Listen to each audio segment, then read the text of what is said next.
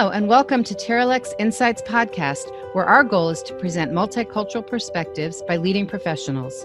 These perspectives on contemporary issues will help lawyers and business people work better together. I'm your host, Terry Pepper Gavlik, TerraLex's Chief Business Officer. Today, I have the distinct pleasure of working with and speaking with Patricia Moller, and a very distinguished guest for us today. Patricia is a consultant, a retired investment banker, and an American diplomat, and so much more, as we'll hear from her in just a moment. Some of the highlights are that her company, Moller Global Advisory LLC, where she is currently, helps companies that want to do business in developing countries. Before that, Ambassador Moller worked as an investment banker with Smith Barney Harris Upham before working for the State Department, where she served as Ambassador Extraordinary and Plenipotentiary to Guinea, Ambassador to Burundi, and Deputy Chief of Mission to Georgia, the country, not the state where I came from. Welcome. We are just delighted to have you, Ambassador Moller. Thank you so much for joining us. It's such a pleasure. I've been associated with some of your associates for a long time, and it's a real pleasure to have an opportunity to speak with you. Thank you. Thank you very much. And I think a good place to start is maybe tell us a little bit about your backstory, your origin, and how you came to be in all these really amazing roles. Well, I must say, I've been so lucky. I've had the most wonderful careers. I was with Smith Barney Harris Upham for about 10 years and decided to make a change. And everybody had always said, oh, you should be part of the State Department. So I saw that the State Department was offering its entry-level foreign service test, and I signed up for it and took it and came into the Department of State, where I served for more than 25 years. You mentioned three of my postings. Those are postings that you get after you really work very hard for a long time in advance. Right. But most of mine actually were in places. Aside from my first posting, I spent time as a child in Munich. It's one of my favorite cities in the world. And how lucky was I to be assigned there as my first posting in the State Department. But I always tell people, that was the last place I really had good, reliable dry cleaning services in my entire career.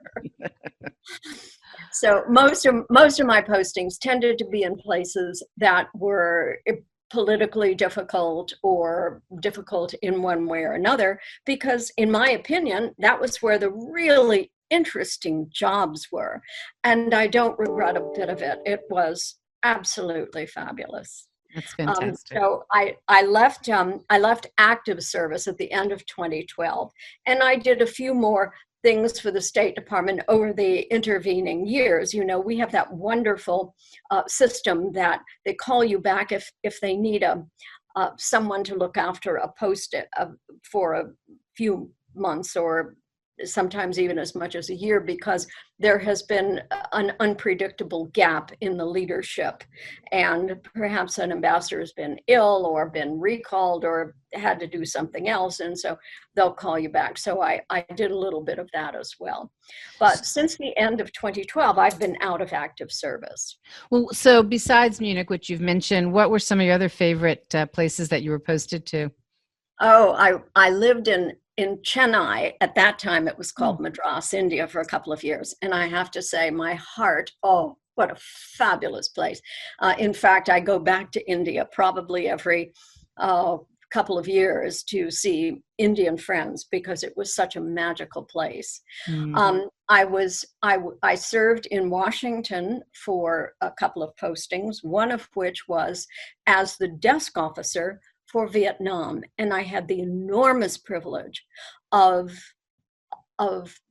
being part of, and in some cases leading, the negotiations to reestablish diplomatic relations with Vietnam. It was a fabulous time, and I always thought it was so ironic that I watched Richard Nixon's funeral at my hotel in Hanoi. Wow, yeah, that is amazing. What else? What a life! I hope you're thinking about a memoir at some point in time. It sounds quite exciting. It really has been wonderful. I was able to serve in Serbia from 96 to 99. We flew out on a Navy jet the morning the NATO bombing started.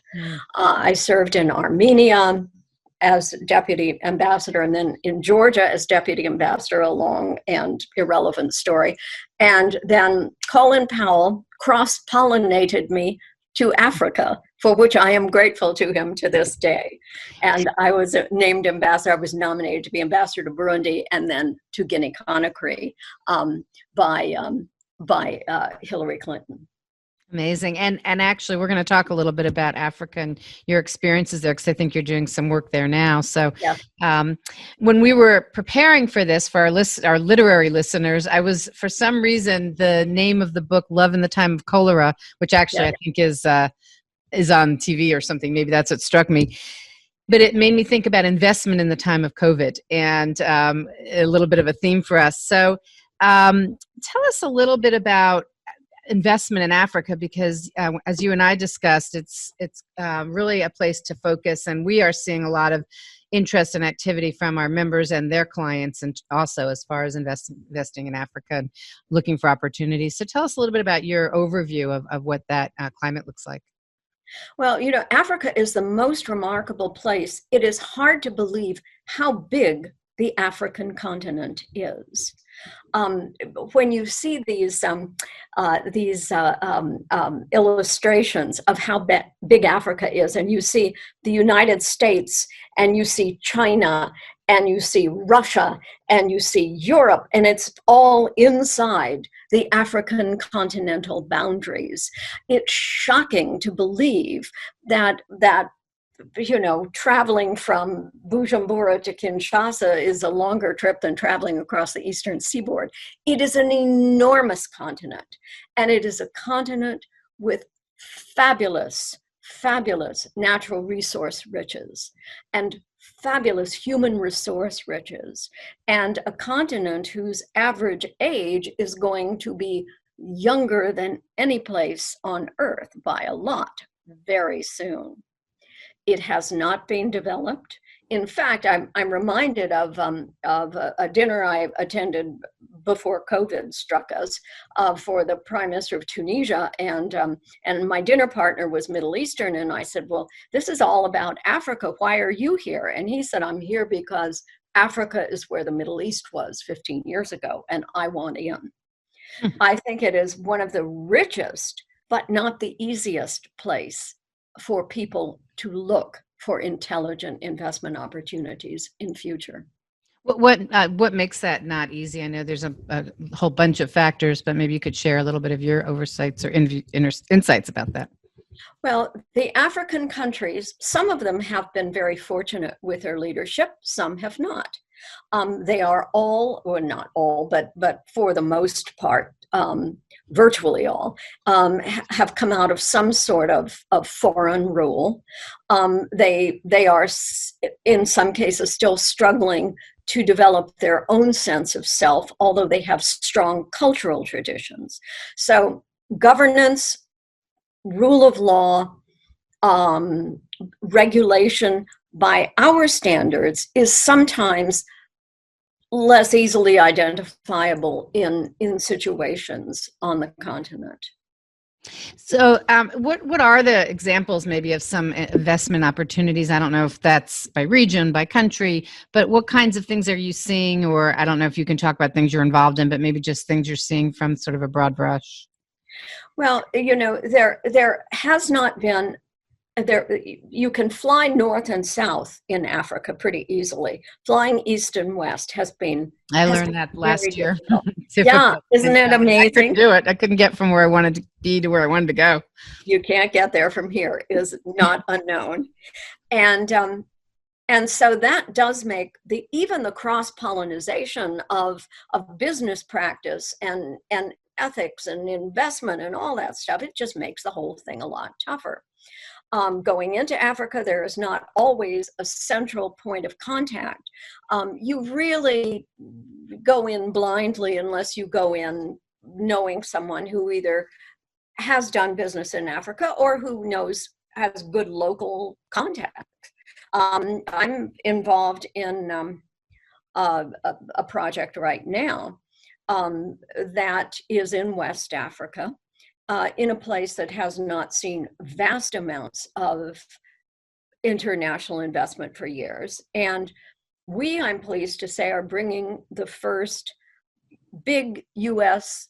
financial advisor into this country, because they're so interested in knowing what's going on in Africa, because Africa it's where it's happening. It's the wave of the future. I'm probably getting more calls every month now than ever, because I think there's beginning to be a little beating of wings of interest in investing in Africa.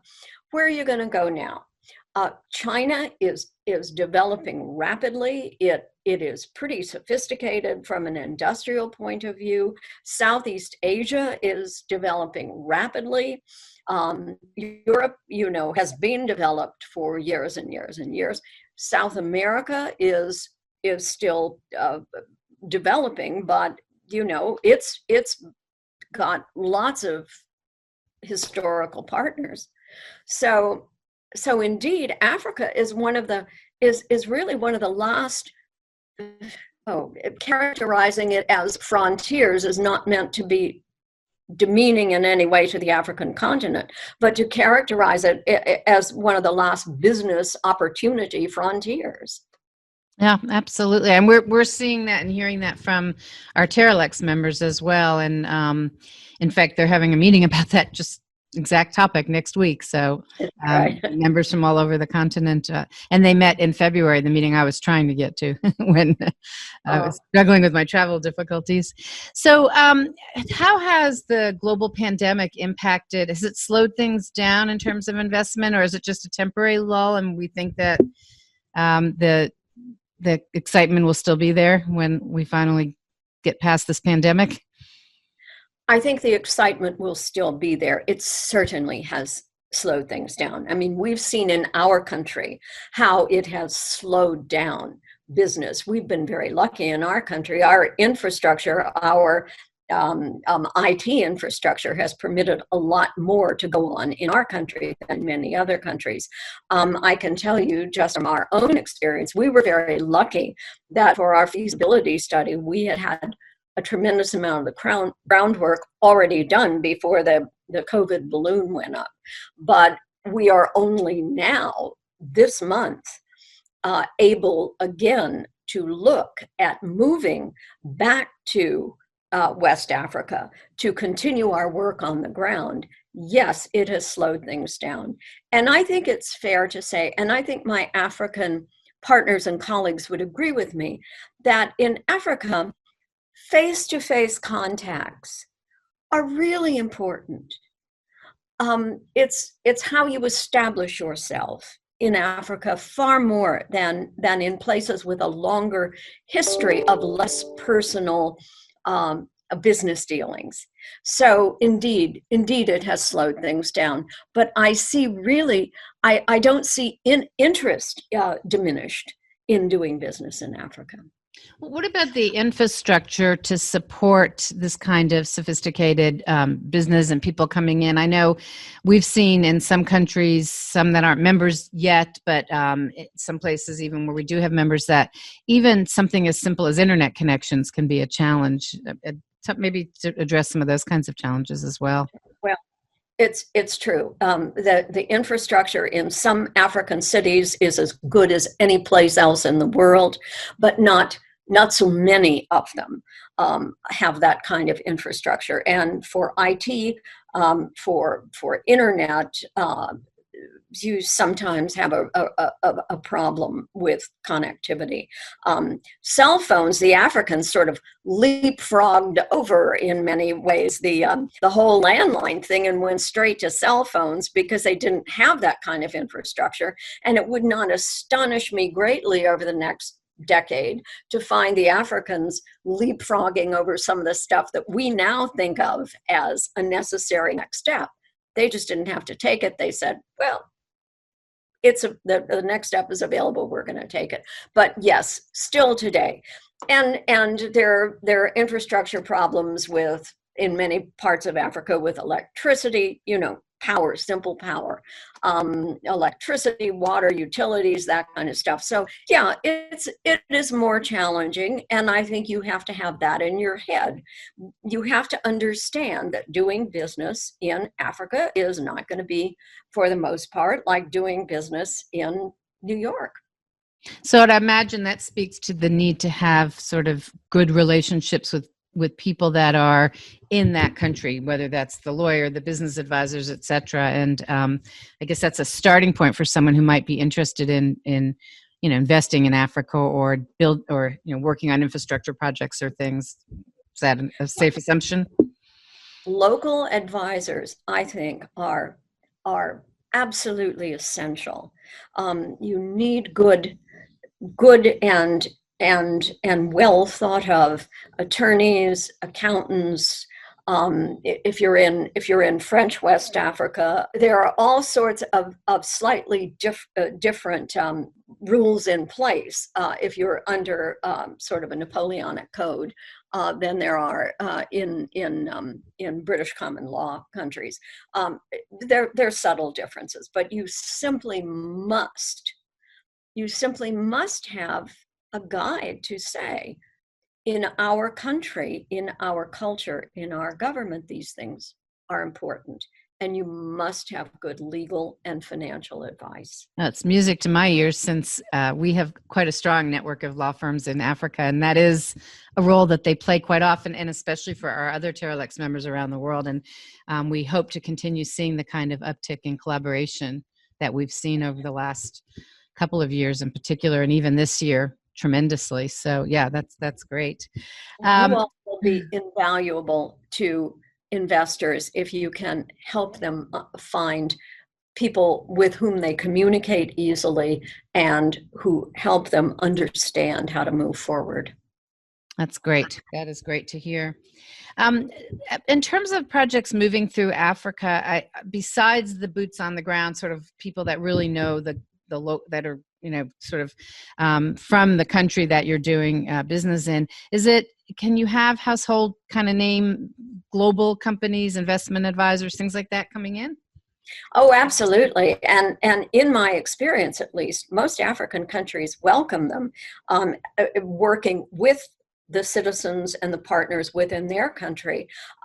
The African leaders are becoming very sophisticated about understanding that their countries, and there are, I think today, 54 individual African countries on the continent, they must stand as recognizable to international business and international financial advisors. My company is just bringing Raymond James into Africa for its maiden voyage. And I feel very proud of that, because I think that American business, I'm prejudiced here, but I think American business has enormous amounts to offer our African colleagues on the continent. So I feel really happy that we're using an American financial advisor to come in and advise us with regard to financing a major project that will benefit the people of Africa. Are there some countries in Africa that you could name that are sort of more geared up and maybe more ready for this kind of investment explosion than others? I don't want to put you on the spot, but... And the only hesitation I have about that is it's like when you are giving a speech of thanks and you forget to name someone. So yes, I cannot think of, I don't know how the Eritrean government's doing these days, but absent that, for the most part, I think pretty much across the board, African countries welcome respectful, well-intentioned partners with whom they can collaborate, who are looking for a way to do well for themselves and their investors, most certainly, but also to do well for the country, for the people, for the environment in which they operate. So, many of our listeners, as you know, are lawyers and business people. But for the professional service advisors, in particular, the lawyers and others that listen to our podcast, um, what should they be doing to learn more? Are there things to read? Are there conferences to attend? Are there anything that stands out to you that you would recommend? Well, there are a lot of things, and let me preface what I'm about to say by saying I have no financial interest in this at all. But there is a group that operates, oddly, their headquarters is in Phoenix, Arizona, called Africa Business Portal, and they exist to identify opportunities in Africa and to link people together. They're very good, and the people who are in that, in my experience, are people of goodwill and splendid ethics. The Africa Development Bank has wonderful programs and projects that people can participate in. SAIS here in Washington has great programs on Africa. Let me think, gosh, there are just so many of them now because Africa is becoming an interesting investment destination. Africa doesn't have to simply be a charity basket. It isn't that at all anymore. It is a continent that deserves to have an homage paid to its ability to do business. And I think more and more you're seeing that, and you're seeing it recognized. Very well stated.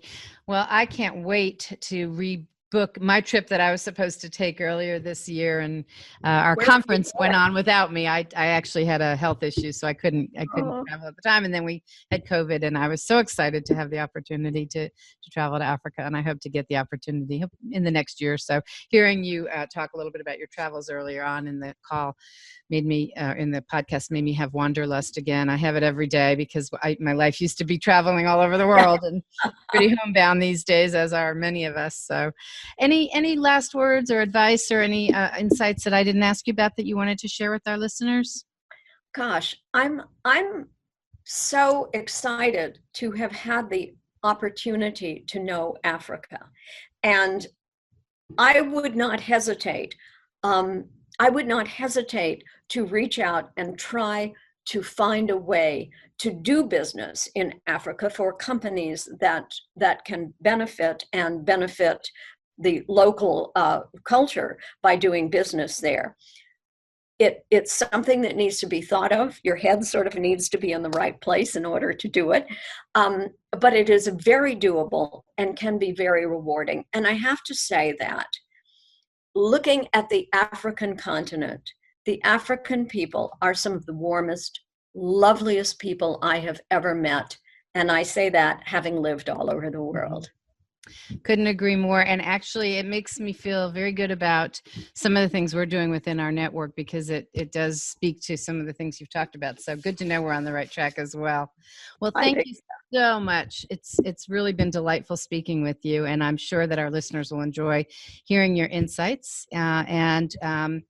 We hope everyone will check out the TerraLex podcast channel. You could subscribe to it anywhere that you find podcasts. We hope that you have safe travels. I think you're getting ready to go on a trip soon, and I hope that you have safe and easy travels in this kind of crazy time. And thank you very much for being our guest today.